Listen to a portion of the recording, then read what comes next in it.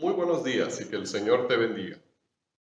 Este es el mensaje para el domingo 24 de mayo del año 2020 de la palabra de Dios que siempre tiene algo para decirnos y es tan actual como el periódico de hoy.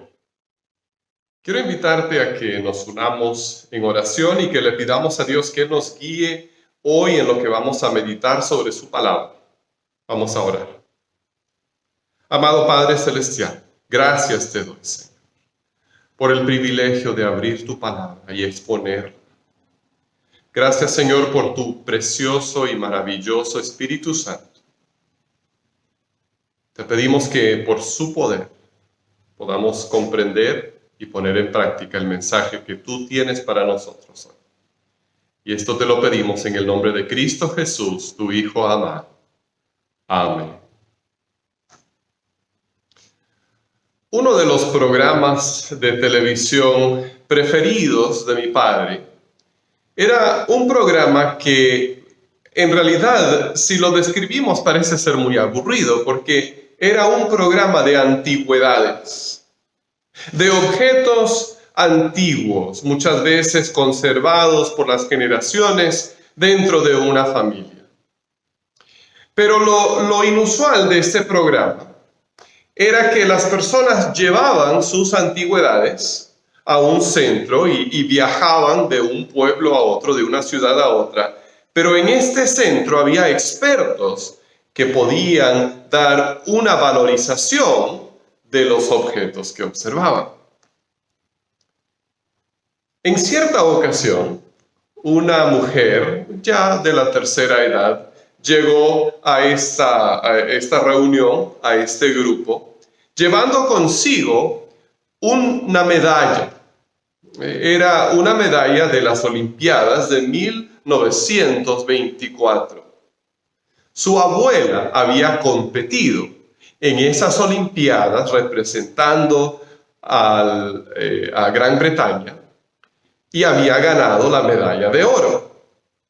Entonces esta señora llevaba esa medalla de oro que había ganado su abuela junto con algunos otros medallones que había ganado en otras carreras. Y se las presentó al experto para que le diera una valorización. El experto, después de escuchar la historia, le contó en primer lugar que la medalla de oro en realidad no era de oro puro, sino que era de plata revestida de oro. Pero a pesar de ese pequeño detalle, le dijo a la mujer que esa medalla de oro podría fácilmente venderse por más de $18,000. Y la mujer se quedó boquiabierta. Jamás había pensado que ese medallón, que por supuesto tenía mucho valor sentimental para ella, pero jamás había pensado que podría tener tanto valor monetario. En otras palabras, esa mujer no sabía lo que tenía. No sabía lo que tenía. Y como esa mujer, hay muchos creyentes que no saben lo que tienen. No entienden la verdadera valorización de lo que Dios nos ha dado en Cristo. Y eso es lo que yo sé que Dios quiere que entendamos el día de hoy. Vamos a volver a la fundación de la iglesia de Éfeso. Estamos estudiando la carta que Pablo escribió a esta iglesia. Pero para poder comprender más a fondo lo que él les escribe, vamos a volver a la historia de la fundación de esa iglesia que se encuentra en Hechos capítulo 19. Y vamos a comenzar en los versículos 8 al 12. Ahora, Éfeso era una ciudad localizada en lo que hoy es el país de Turquía. Tenía un puerto, tenía montañas, era una ciudad de bastante dinero. Era también un centro religioso, pero no de la religión cristiana. Era un centro de adoración de una diosa griega, Diana o Artemisa, y era también un centro de magia. Y entonces llega el apóstol Pablo a Éfeso para predicar el Evangelio. Y vamos a ver lo que sucede. Ahora, cuando Pablo llegaba a un pueblo en el Imperio Romano, él buscaba siempre primeramente a la sinagoga de los judíos, el lugar donde se reunían los judíos para adorar a Dios de acuerdo a las leyes del Antiguo Testamento. Él ahí les compartía a ellos primeramente el Evangelio, de acuerdo con su lema, a los judíos primeramente y luego a los gentiles. Entonces es lo que hace en esta ocasión. En Hechos 19, en versículos 8 al 12, leemos lo siguiente. Pablo entró en la sinagoga y habló allí con toda valentía durante 3 meses. Discutía acerca del reino de Dios, tratando de convencerlos, pero algunos se negaron obstinadamente a creer y ante la congregación hablaban mal del camino. Así que Pablo se alejó de ellos y formó un grupo aparte con los discípulos, y a diario debatía en la escuela de Tirano. Esto continuó por espacio de 2 años, de modo que todos los judíos y los griegos que vivían en la provincia de Asia llegaron a escuchar la palabra del Señor. Dios hacía milagros extraordinarios por medio de Pablo, a tal grado que a los enfermos les llevaban pañuelos y delantales que habían tocado el cuerpo de Pablo y quedaban sanos de sus enfermedades. Y los espíritus malignos salían de ellos. Ahora vamos a detenernos ahí por un momento. El apóstol Pablo pasa 3 meses, o sea, probablemente está hablando de cada sábado, que era el día de reunión de los judíos. Durante esos 3 meses, él llega a la sinagoga, les predica el Evangelio, les explica en base a las escrituras del Antiguo Testamento por qué Jesús es el Mesías. Y al cabo de esos 3 meses se produce una ruptura. Entonces él sale con los que han aceptado el Evangelio, han creído en Jesús, y él con ellos y algunos otros creyentes se van entonces a una escuela y se reunían muy probablemente en las horas más calurosas del día cuando la escuela no estaba en uso. Así que aprovechaban esos momentos, quizás pagaban algún alquiler y ahí se reunían. Es interesante, y esta es una parte, es interesante observar la flexibilidad del apóstol Pablo. A él lo que le interesaba era que la gente oyera el Evangelio y respondiera y se uniera a la iglesia. Dónde se reunían, cuáles eran sus circunstancias, o si era cómodo o no era cómodo, eso no era importante para él. Y no debe ser importante para nosotros. Tenemos que mantener siempre la mirada puesta en nuestra meta, que es ganar personas, gente que Dios ama, compartirles el Evangelio, para que también puedan llegar a conocer a Cristo como nosotros. Pero notamos que durante ese tiempo que el apóstol Pablo está predicando el mensaje, Dios hacía grandes milagros. Esto es algo, los milagros que Dios estaba haciendo eran tan grandes que realmente no se ven mucho en otras partes del Nuevo Testamento. Generalmente, para sanar a alguien, la persona, el apóstol, el representante de Jesucristo tenía que estar presente. Pero en este caso, Dios hacía milagros y dice muy textualmente aquí, extraordinarios. O sea que no debemos esperar que Dios haga este tipo de milagro todos los días. Por favor, no me vengan a mí a pedirme los pañuelos o los delantales que he usado quizás en la cocina para llevarlos y tratar de sanar a los enfermos con ellos. Porque estos eran milagros extraordinarios. Era algo fuera de lo normal. Pero entonces surge la pregunta, ¿por qué? ¿Por qué precisamente en ese momento estaba Dios haciendo estos milagros extraordinarios? Porque estaba presentándose un encuentro de poderes.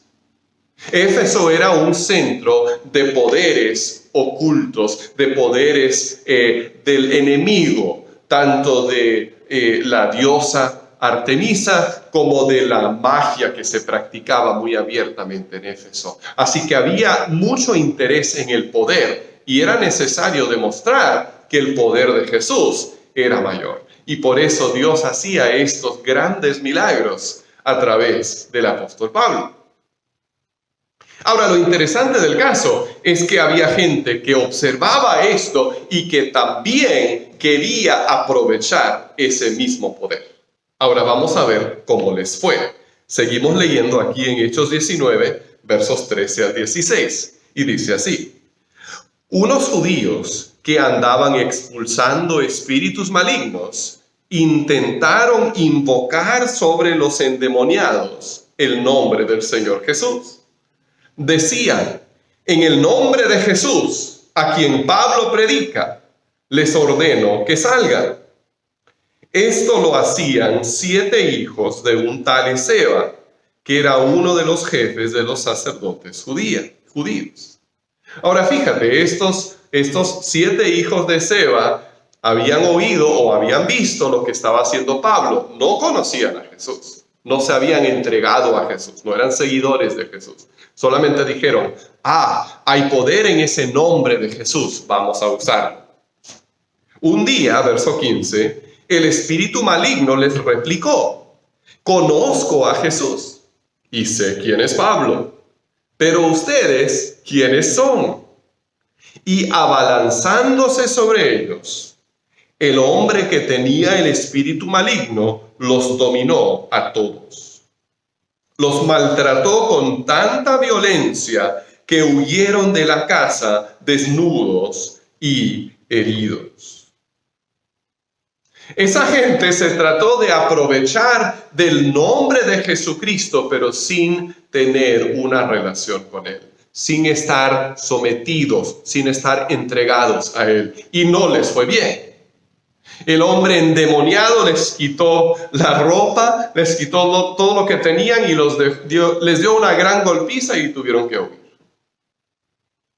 O sea que el poder de Dios, el poder de Jesús, es maravilloso, pero no es un poder que se pueda manipular por quienes no se someten a su autoridad. Si queremos conocer, si queremos experimentar el poder de Jesús, tenemos que someternos a Él. Tenemos que someternos a su autoridad. Y esto es lo que hicieron entonces los creyentes en Éfeso. Sigamos leyendo, verso 17. Cuando se enteraron los judíos y los griegos que vivían en Éfeso, el temor se apoderó de todos ellos y el nombre del Señor Jesús era glorificado. Muchos de los que habían creído llegaban ahora y confesaban públicamente sus prácticas malvadas. Un buen número de los que practicaban la hechicería juntaron sus libros en un montón y los quemaron delante de todos. Cuando calcularon el precio de aquellos libros, resultó un total de 50,000 monedas de plata. Así la palabra del Señor crecía y se difundía con poder arrollador. Cuando la gente vio el poder de Dios, entonces los que creyeron se dieron cuenta que tenían que deshacerse de cualquier otra manera en que estaban tratando de tener acceso a algún otro poder. Y en el caso de Éfeso era por medio de la hechicería, y tenían libros de sortilegios, de hechizos, que valían mucho dinero. Estamos hablando de miles y miles de dólares. Pero trajeron todo eso porque dijeron: tenemos que terminar con esto. Y lo quemaron. Lo quemaron. No dijeron: vamos a venderlo. No, porque entonces otro se va a meter en el mismo lío que nosotros. Se deshicieron de esas cosas. Los quemaron. Y cuando nosotros nos damos cuenta del poder de Dios, tenemos que deshacernos de cualquier competidor. Por favor, toma esto en serio. Tú no puedes estar con Dios y estar al mismo tiempo buscando algún poder en otro lado también. No te va a funcionar. Y aunque han pasado casi 2000 años, pero todavía hay muchos creyentes que quieren estar bien con Dios. Posiblemente su pensamiento es que cuando mueran quieren ir al cielo, pero también quieren manipular las situaciones de su vida aquí y ahora.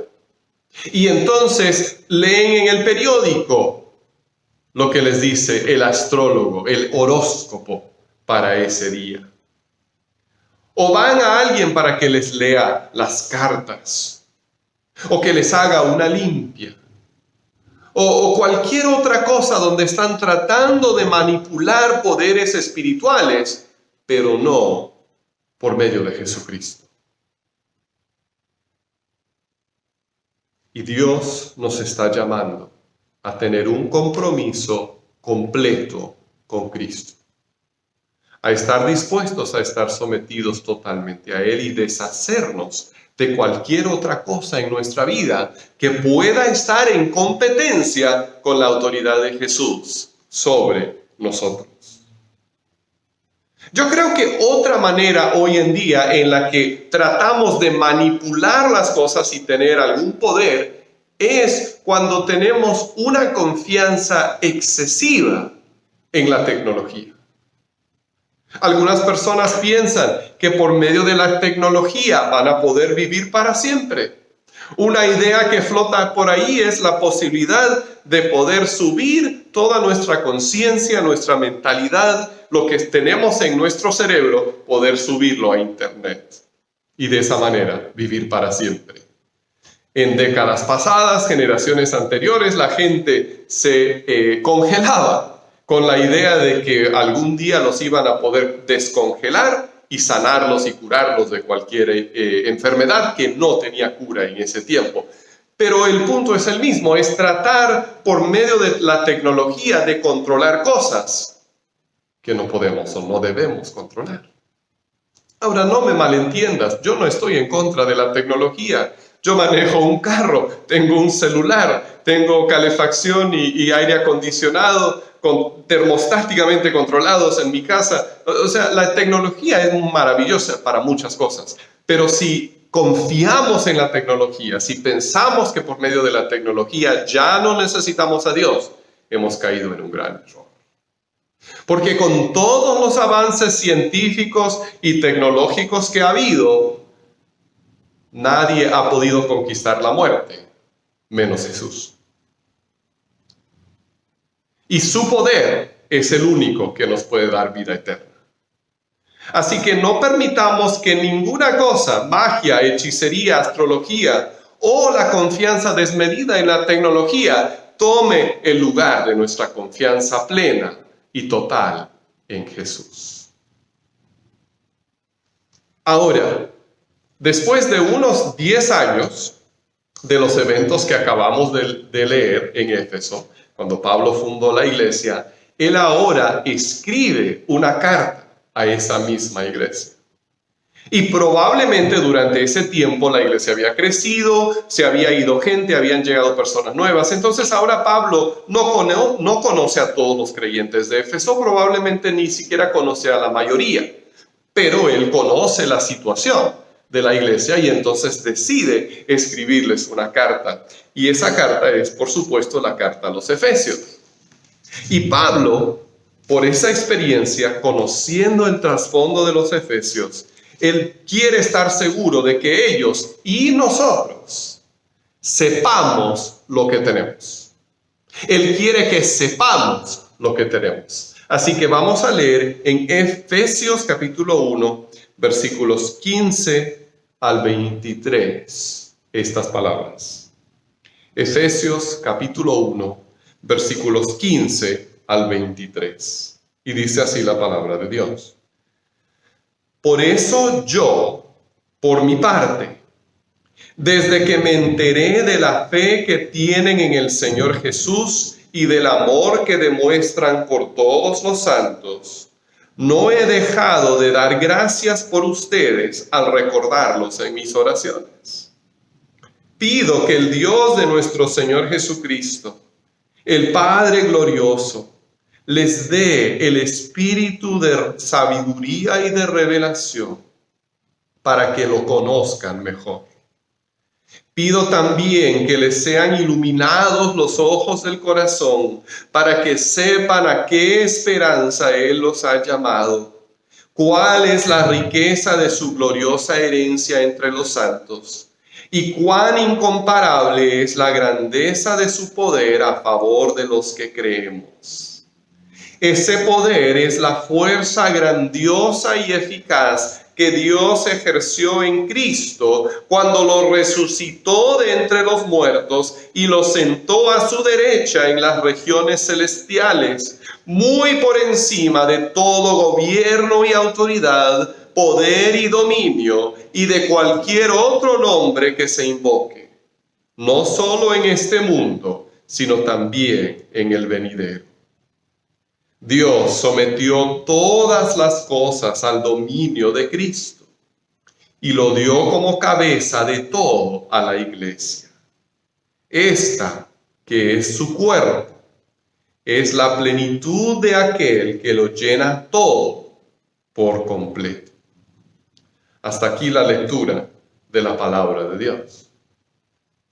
Ahora vamos solamente a recoger 3 ideas de este pasaje.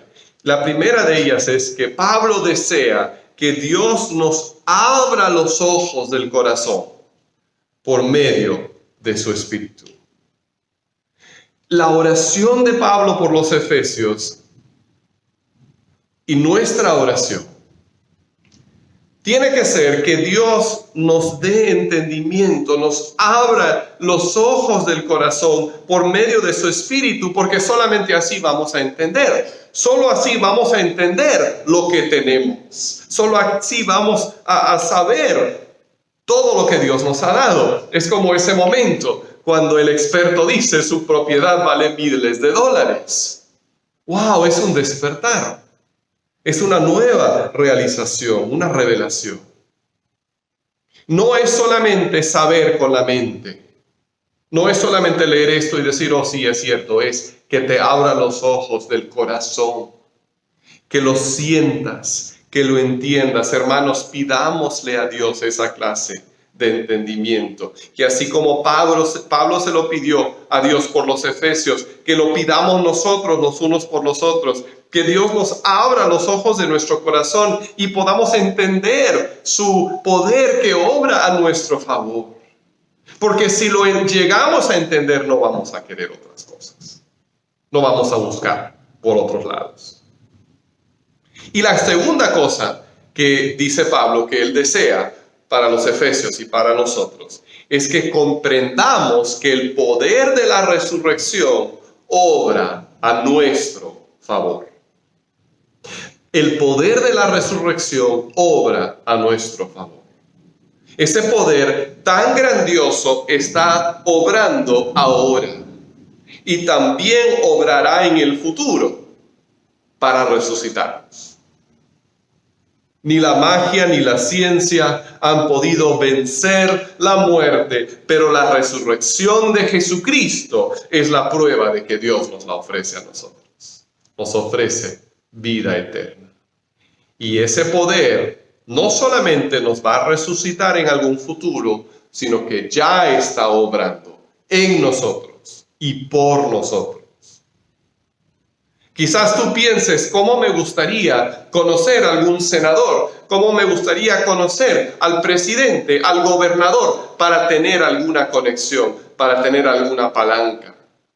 Pero si tú eres creyente, hay un poder mucho mayor, porque nos dice aquí que Jesús está por encima de todo gobierno y autoridad, poder y dominio. Hay un poder mucho mayor que obra a tu favor. Solo tienes que confiar y pedírselo. En esta situación en la que estamos viviendo, veo a muchas personas que están buscando su ayuda primeramente del gobierno. Se quejan de que el gobierno no hace lo suficiente. Están diciendo, ¿cuándo me va a llegar mi cheque del gobierno? ¿Qué más me va a dar? ¿Dónde me van a dar comida? ¿Dónde me van a dar esto? ¿Dónde me van a dar lo otro? Y mira, si el gobierno te ofrece ayuda, acéptalo. No te estoy diciendo que lo rechaces. Pero ¿estás confiando en el gobierno o estás confiando en Dios? Porque el poder de Cristo es muy superior a todo otro poder. Un día el gobierno te va a fallar, pero Cristo nunca te va a fallar. Entonces entiende que el poder de la resurrección está obrando a tu favor si eres creyente, si estás sometido, si te has entregado a Jesucristo. Y eso nos lleva al tercer punto que Pablo desea que comprendamos, que Cristo reina sobre toda otra autoridad. Nadie es más poderoso que Él, ni siquiera el poder de la muerte, ni el poder de Satanás. Nadie puede resistir el poder de Cristo. Si nosotros lo tenemos a Él, entonces no necesitamos a otro. Y más bien lo ofendemos si vamos buscando a otro.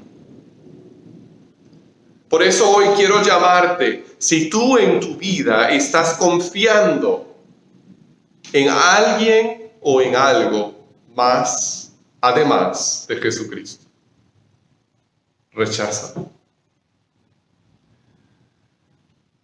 Solo Jesús, solo su poder te puede rescatar, te puede levantar, te puede salvar. No trates de andar con ese juego de Jesús y el horóscopo, Jesús y la hechicería, Jesús y la magia, Jesús y cualquier otra cosa. No, el poder de Jesús es más que suficiente para ti y para mí, si sabemos, si entendemos lo que tenemos. Así que te pregunto, ¿sabes lo que tienes?